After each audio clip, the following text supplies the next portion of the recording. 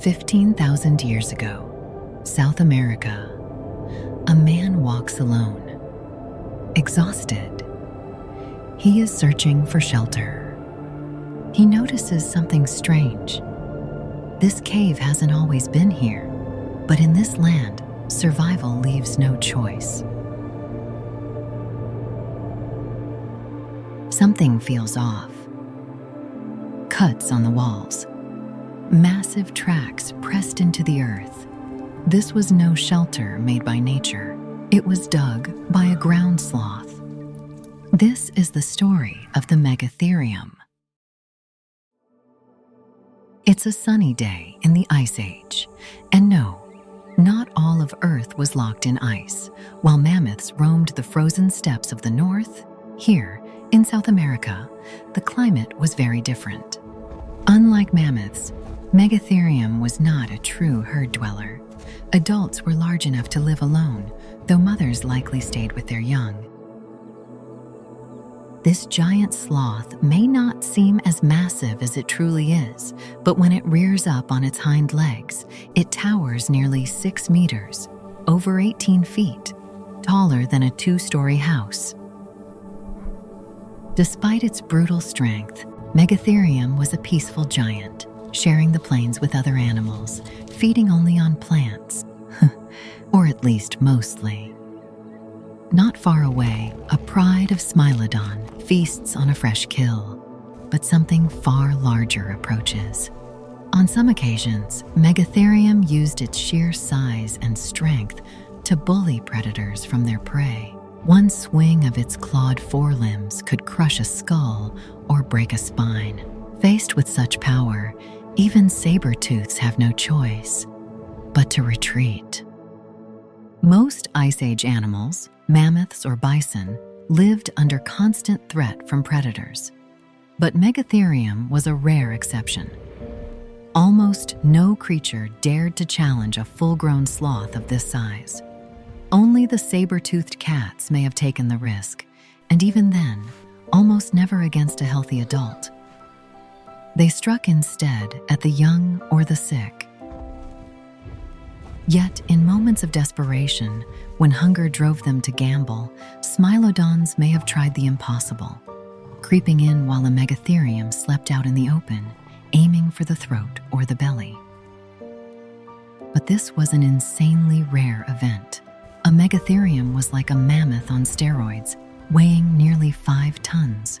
One swing of its claws could unleash over 1,000 pounds of force, the same impact as being hit by a moving car at 30 miles per hour. For predators, one mistake meant instant death. However, saber-tooths did sometimes succeed. When numbers and luck were on their side, Smilodon populator could bring down even this giant.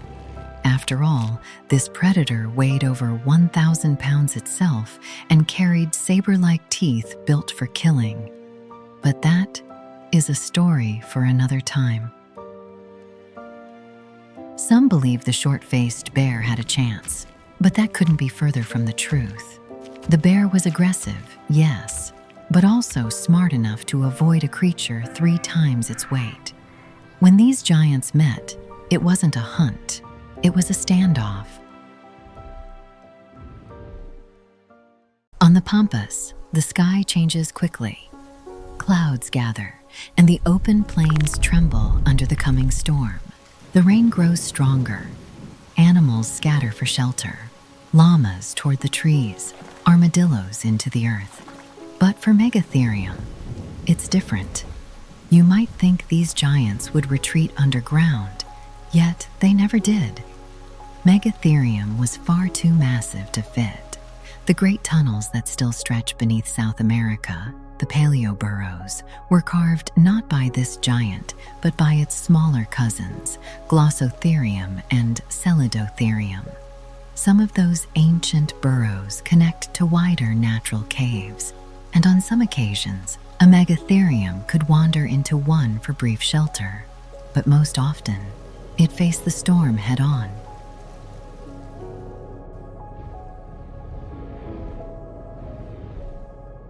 Darkness returns to the pampas.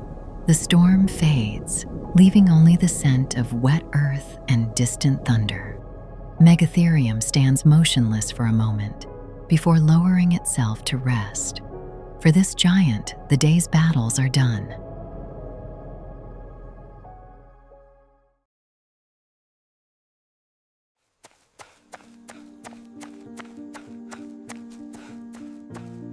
Our paths would cross sooner or later. Around 15,000 years ago, humans followed the rivers and herds south until they reached a world unlike anything they'd ever seen, a world where giants still walked. At first, humans only observed Megatherium. It appeared harmless, slow, gentle, and content to feed on leaves. It paid them little attention, but curiosity became ambition. Then they made a fatal choice. They tried to hunt it. Hunting alone wasn't the mistake. It was how they hunted. Megatherium was slow in step, but its power was explosive. When threatened, those massive arms could swing with shocking speed, slow to begin, but unstoppable once in motion. For the hunters who misjudged that reach, there was no second chance. But humans didn't give up. We were top of the food chain for a reason. They studied the giant, learning how it moved, how it reacted. Megatherium was slow on its feet, its 11,000-pound frame allowing only a lumbering run of 6 to 9 miles an hour. A person could outrun it with ease, so instead of meeting strength with strength, they changed the fight. It was simple, but deadly effective. Persistence hunting. They didn't rush the giant. Instead, they exhausted it. Groups of hunters took turns closing in, shouting, throwing spears, then falling back. Hours could pass, even days, as they tracked the sloth across open ground.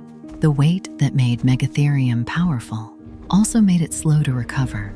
Under heat and fatigue, its massive muscles began to fail, its steps heavier, slower. When it finally stopped, too tired to stand or defend itself, that's when the hunters moved in. Now we all know the story. The Ice Age ended, the world warmed, and many great animals vanished. Mammoths, bison, creatures built for the cold. But Megatherium already lived in warm lands. So how did the changing climate bring it down? When the world heated, the open pampas began to shrink, replaced by thicker forests and unpredictable seasons. Plants that once fed these giants disappeared or moved elsewhere. A creature that large, slow, and dependent on vast feeding grounds couldn't adapt fast enough. The warmth didn't kill Megatherium outright. It weakened it. Humans finished what the climate had started.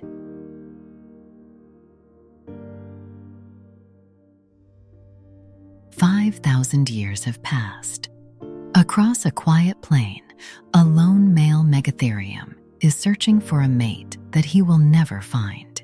He doesn't know he's the last of his kind. Behind him, shapes move in the distance, tall, thin creatures that have followed him for days.